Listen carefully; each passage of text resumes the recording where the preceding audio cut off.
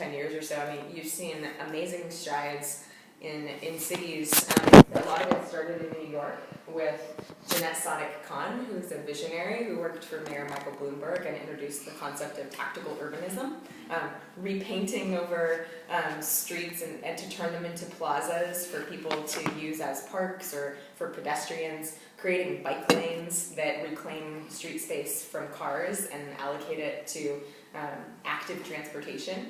And so I think this is a natural extension of that movement. It opens up opportunities for using that space that has been allocated to parking cars. And instead allowing it to be devoted to other productive purposes that can serve the citizenry, whether that is more pedestrian and cycling infrastructure or more sidewalk space where we can have outdoor seating, outside restaurants, creating a sense of urban vitality, whether it's green space and parks, or real estate. We know that housing has become very expensive in most large cities because of trends toward urbanization. And this may be a moment, kind of a countervailing trend that allows us to build more housing that's sorely needed in those urban areas by taking back parking space. Because it's not just street space, it's also structured parking that zoning laws have required to be incorporated into large housing developments and office developments that may no longer be needed and could instead be put toward productive purposes like dwellings.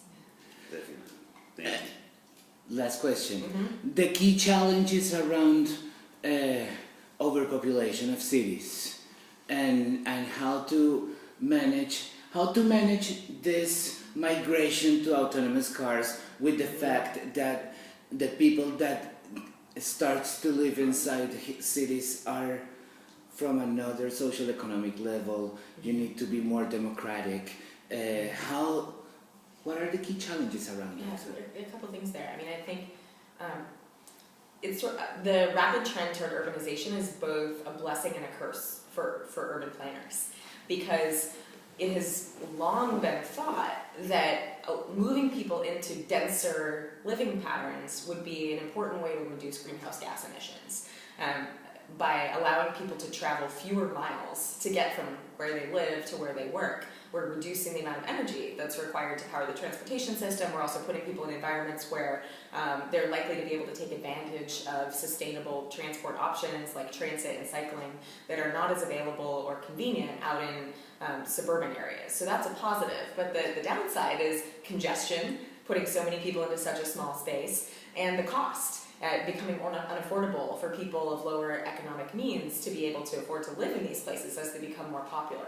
So there are tools that cities need to think about from a policy lens so that they can manage those kinds of unintended consequences.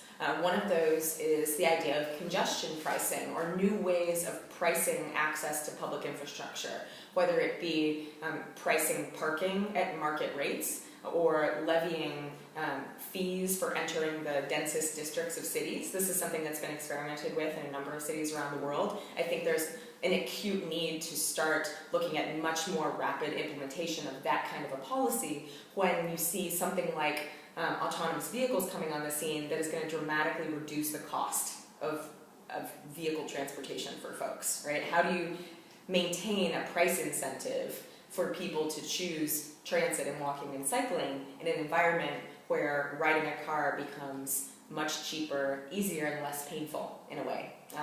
So that's a challenge for cities to take on, and certainly need to look at policies around land use as well, making sure that they're not prioritizing space for additional lanes being added to city streets to accommodate autonomous cars, but instead, looking at providing other attractive options for people and prioritizing the functioning of public transit, investing in improving the quality of high-capacity mass transit, which really can offer the fastest way of getting around big cities, so that people gravitate toward those options on both a quality and a price basis.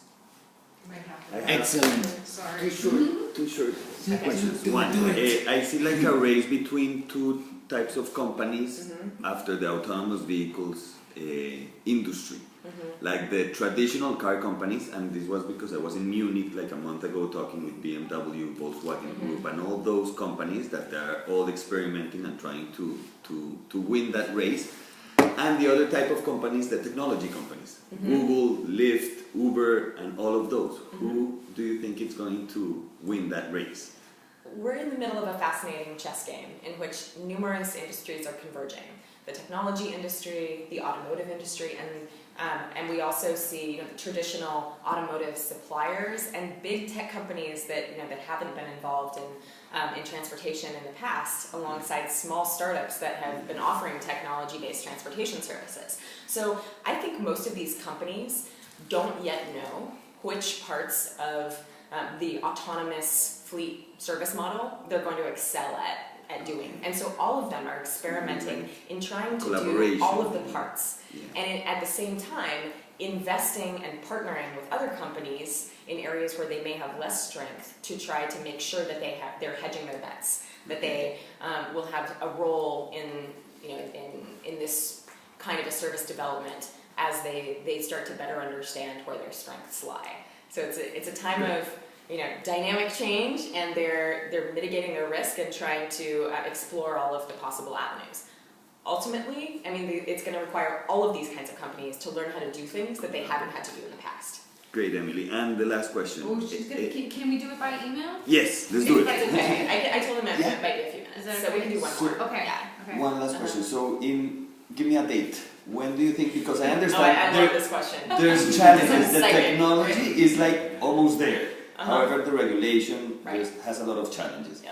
When would you think we're gonna have a city, the first city that is gonna be with driven by autonomous cars and self-driving vehicles? 10 So years? I think that 10 you need to years? put a finer point on the question, because we have autonomous vehicles in cities today, right? So the question is not when do you have the first autonomous vehicles. The question is when will we hit that tipping point where the vast majority of vehicles become autonomous, and that is very dependent on regulation to a great extent, right? And also on the commercialization of the technology to a scale that brings down cost, which hasn't yet occurred. So I don't know the answer to that, but I do know that we're seeing the first commercialized autonomous ride services coming on our roads this year. Waymo has announced that they are going to be offering a commercial service with the vehicles they've partnered with Jaguar to produce. We heard that just in the last few days, and that they're going to be offering a service with those vehicles on a commercial basis within the next year. So Amazing. I think we're The almost future there. is now. Thank The you, future Emily. is now. Thank Okay, you you guys, it was very- fun to talk to you. Thank you very much for